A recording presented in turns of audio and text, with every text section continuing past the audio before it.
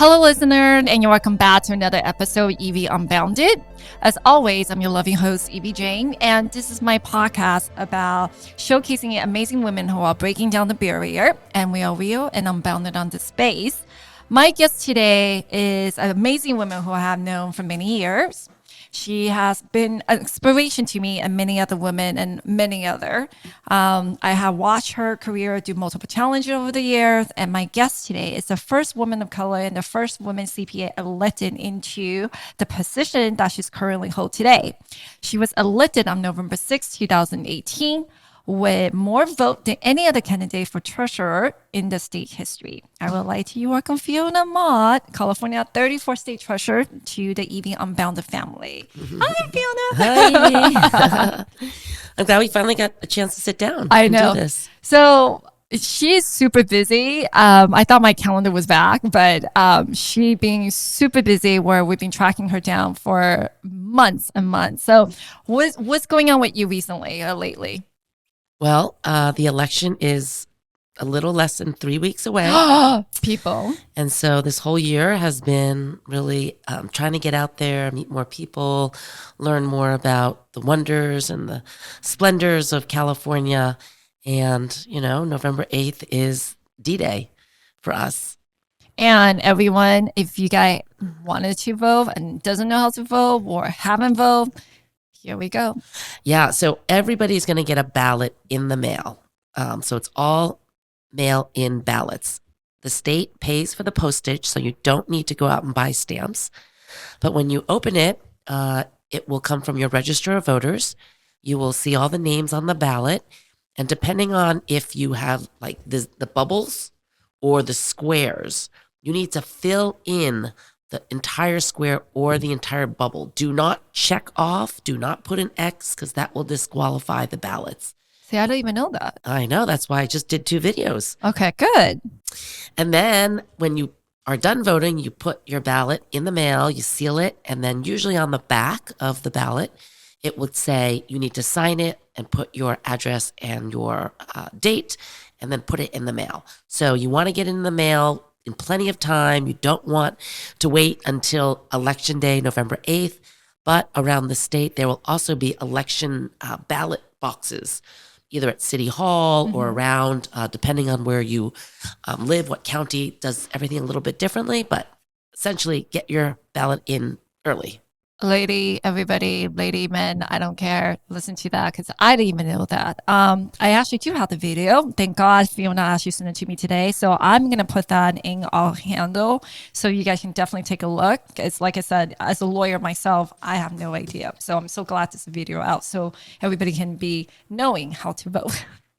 So Fiona, as you being a state treasurer during the time of COVID, how is that for you? I'm sure it's very challenging. Yeah, so my first year, 2019, the economy was still doing well, and everybody was humming along and busy. And then all of a sudden, on my birthday, March 4th of 2020, the governor declared the state of emergency stay-at-home order for COVID, and that changed our whole world, right? Many of us didn't know, was it going to be a week, a month, maybe 2 months, maybe 3 months at the most. And when it started going longer and longer and longer, it really, started to, worry me. I showed up every single day at work because I have 100 team members that has to keep the bank open. We are the state bank.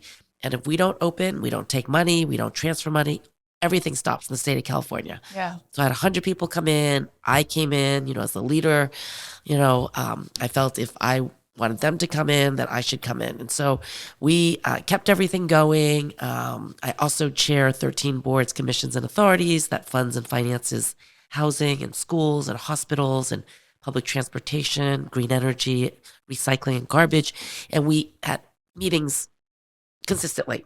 Every month, we kept to our schedule. I would show up in Sacramento, open the meeting, and everybody else could attend virtually. So I'm very proud of my team that they stood up and, took their job seriously, didn't complain, and came in every day to make sure that our California economy was still open for business. What's the biggest challenge in COVID holding the office? Just the uncertainty, right? People were scared.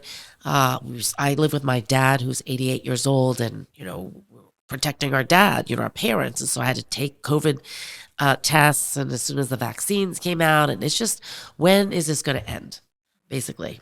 And surprisingly, after the first year of COVID, we had a $40 billion surplus. And this, Everyone, did you hear that? I know. And the Good second job. year, we had a $96 billion surplus. It's not me, but it is, high net worth individuals that were still paying money, paying taxes on capital gains. Thank you, everyone. There was still companies that were going public and going IPO and paying bonuses and stock options. So again, taxes. And then because everyone was home and not able to travel or really buy anything, they were just buying everything online.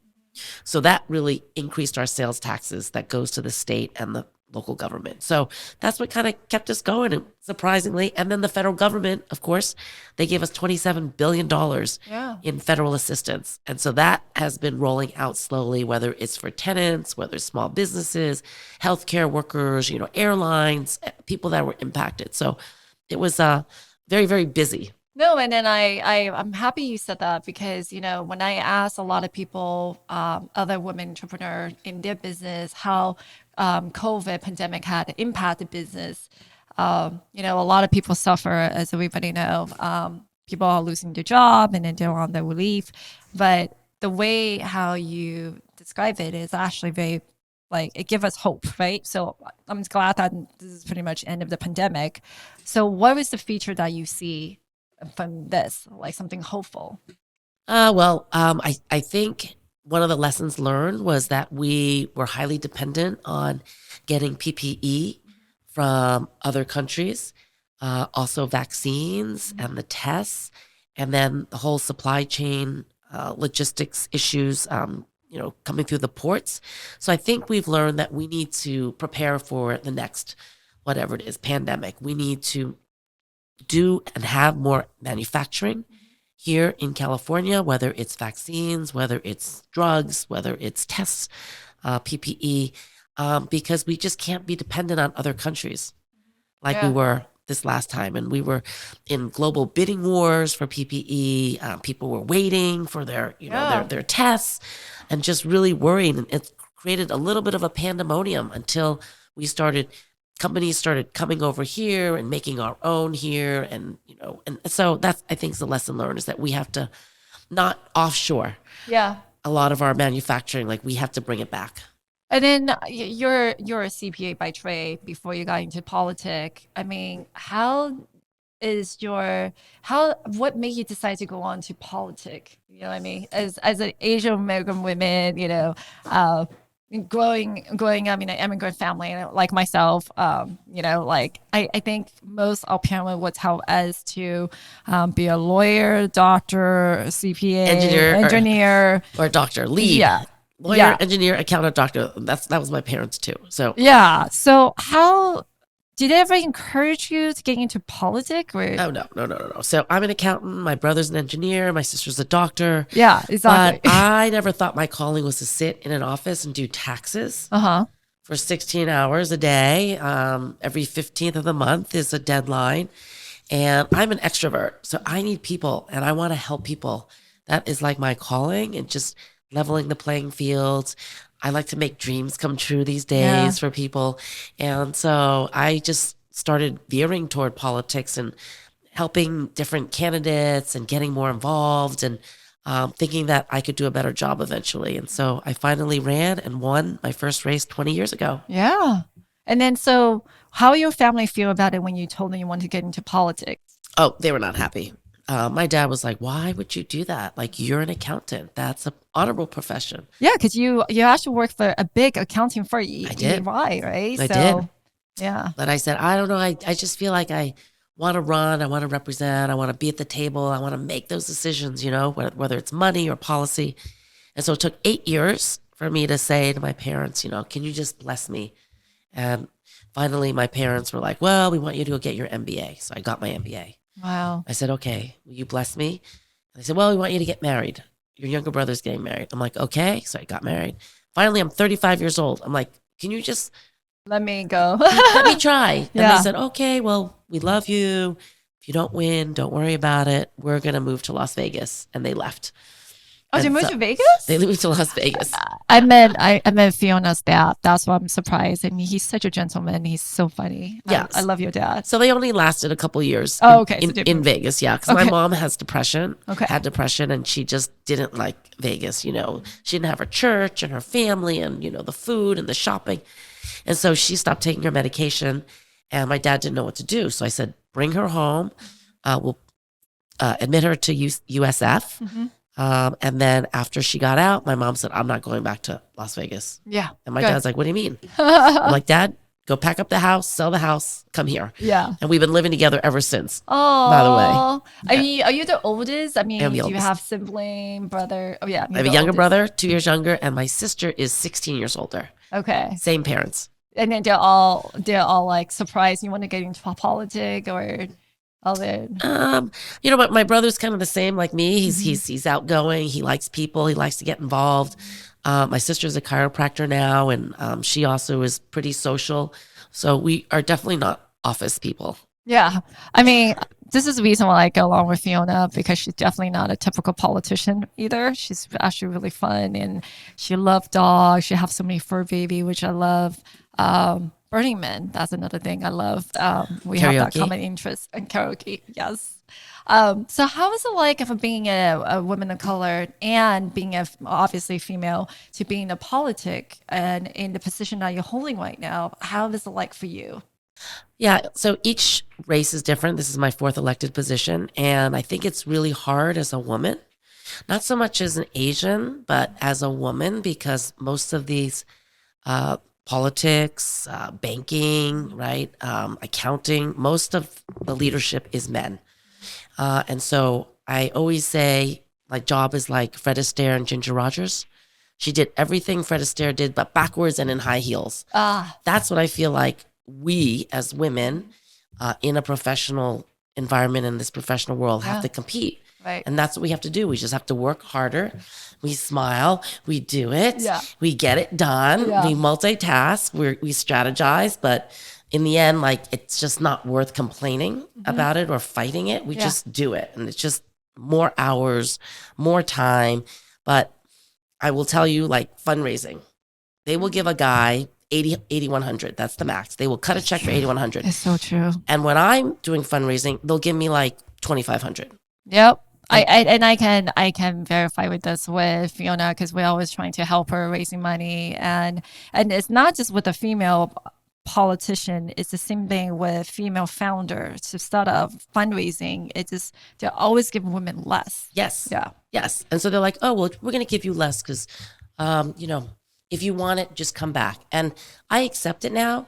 So it'll take me 4 times to get 8,100. But by that time, I have a really good relationship with that person. That's true. Because I see them a lot. good. See what I'm saying? Yeah. So you can always look at it like glass half full or glass half empty. So even though I'd love to have $8,100 and then move Like a friend, on. yeah. But you know what? These folks start to become my friends. Yeah. I start, you know, hanging out with them. I go to their birthday parties. They invite me to things. I invite them to things. And so it's good. It's fine. That is true. What would be the advice you give other women who want to get into politics? Yeah. So I would say, number one, try to get appointed to a board or a commission.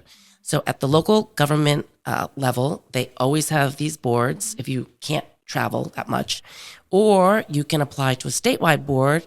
But most of the meetings like are in Sacramento, or they move around. It could be once a month, sometimes committee meetings. So it's just a little more time consuming.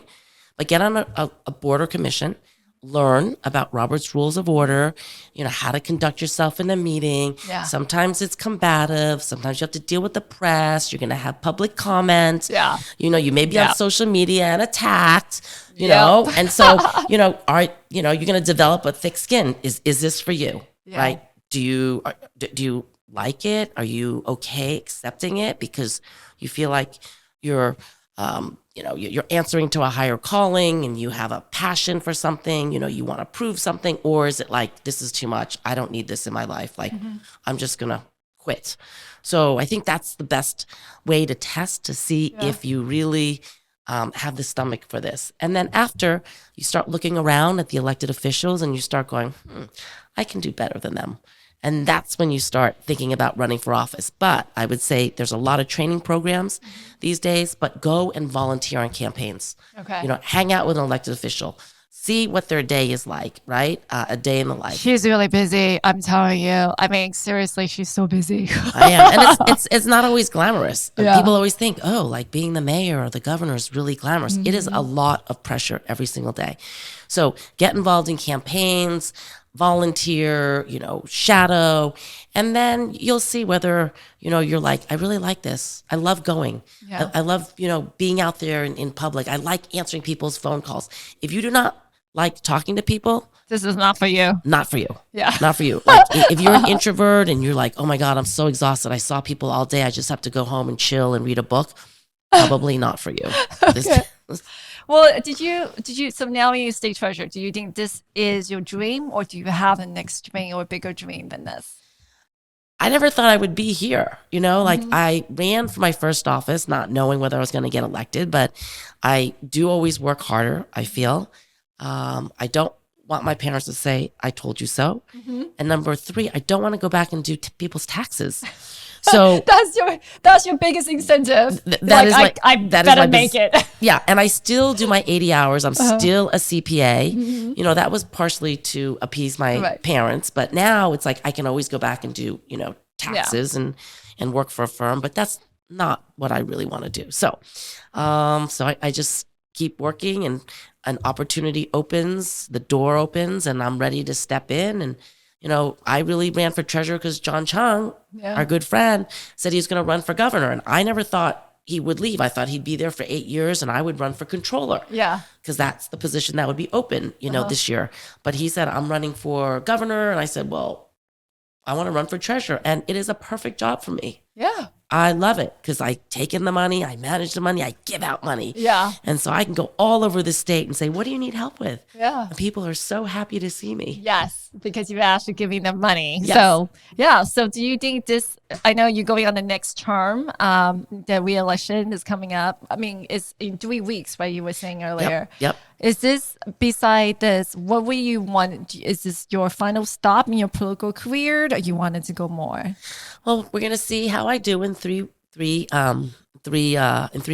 When I ran in 2018, I did pretty good. I got 7.8 million votes.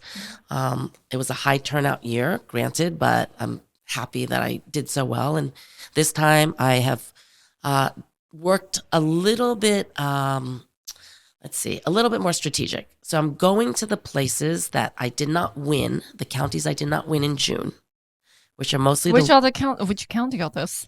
They're mostly the rural counties. Okay. Modoc, Inyo, Stanislaus, Tuolumne. Are they in California? Glen, Calusa, you see?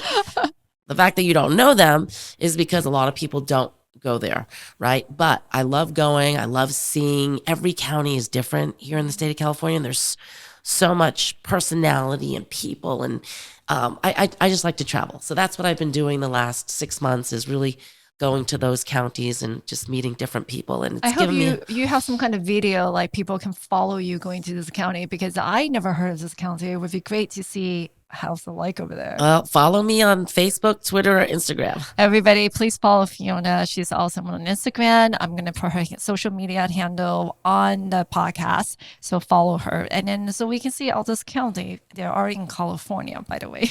Yeah. I don't even know that. There's 58 counties. Oh, wow. I know. So you plan to do that in the next 3 weeks? Yes. Next week, I am going to go to Modoc again. Okay. I was just in Imperial County last week.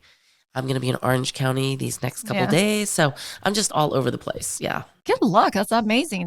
You have so much energy. I don't know how you do this, like all over the place. And again, she's like super busy. You see her everywhere. She tries to support all the nonprofit organization and so on. So definitely follow you on social media.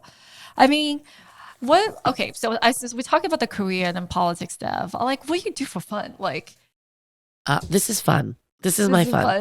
Okay. Oh, yes. But I do try to combine now. Like, so I do support a lot of nonprofits. So tonight I am going to the Extraordinary Lives Foundation, that's good. which was founded by my girlfriend that I went to junior high and high school with in New York. Oh my And gosh. she moved out here. Okay. Yep. She lives in Laguna, and she started this nonprofit that supports children with mental health issues. Okay. And so I like to go because it's comedy. I love Yeah. comedy. And so I tried to build in kind of fun events Yeah. so that even though it's a learning experience for me, I'm supporting a good cause, I'm also having fun. And that's what kind of balances my... That's actually smart. That's actually really good advice. So people always say if you can make your job almost like you playing, that's the best. You always succeed in that. Yeah. So thank you. That was another good one. And so okay, so you do that, and what else do you do? Like normally with family, do you guys? What's your hobby? My hobbies? Yeah. My hobbies are like whatever my friends like to do. Yeah, I mean, if you even have time to hang out with your friend, but I'm glad that you meet so many friends do this. So it's almost like you said, you work, but you also get to play at the same time, Yeah. and then you succeed in that. And I'll say, hey, Evie, what do you got going that you think is cool? And you'll Yeah. be like, oh, come out to Palm Springs. Yeah. Like, have you been to Coachella? And I'll be like, no, I haven't been there. Okay. haven't? No, I haven't. But that's Okay. what I'm saying. So, and then I'll say, oh, what's fun for you? You'll be like, oh, have you been to the Hollister Rodeo? No, I haven't. Have you been to Palm Springs Gay Pride? No, I haven't. Well, it's coming up, so we might just have Fiona come to Palm Springs Gay Pride, Yeah. which is the first weekend of November. So it's in 2 weeks. Oh, wow. It's kind of in a weird month, huh? November. Yep. Anyways, Just so that's what FYI. I do. And that's what keeps me excited to try new things. And so people say, oh, have you been doing like the Long Beach boat parade, the light boat parade during the holidays? Yeah. I've been trying to do it. And You so, haven't done that? so my friend Bruce, I said, finally, this year I'm going to do it. Okay. And then another elected official said, will you swear me in? I'm like, sure, what day? It's the same day. Mm-hmm. So I'm like, I'm sorry, Bruce. can't Again, go. I can't go this year. No, but look at your calendar. The Palm Springs Gay Pride is the first weekend of November. So if you're available, we would definitely love to see you there and then do the parade. Okay. Yeah. Okay. So we talk about all the fun stuff, and one of the questions we always ask all the amazing lady bosses and kick-ass women in our show is, what would be the one advice you give the younger self of you? Like, if you can, the knowledge you have right now, what would you tell your younger self? Yeah, I mean, I was always like the dutiful, perfect daughter. Like I never got in trouble, never talked it back to my parents. And so they wanted me to be an accountant. I did. I think I would have liked to have interned, right? For like a politician or a nonprofit or something, just to expand my horizons when I'm younger so that I would know earlier That's what you like. that what I like or didn't like. And I didn't know that. And so I got elected at the age of 36 years old. And after I got elected, I was like, this is it. Yeah. But that took a long time. I probably may have developed some sort of affinity for something at 16 years old and said, oh, this is what I want to do. But, Well, you look young, so it doesn't matter. Yeah.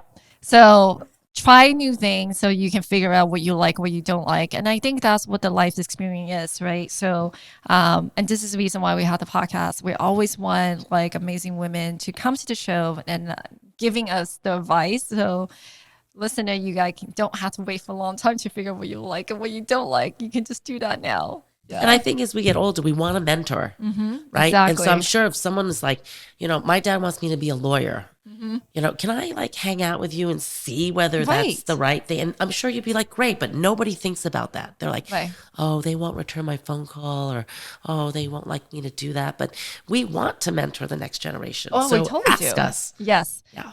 Everybody hear that? Ask, and you find a good mentor, and then ask them. And then I promise you, most of us would be more than happy to help you guys out, because we also have mentors. We were going through our path.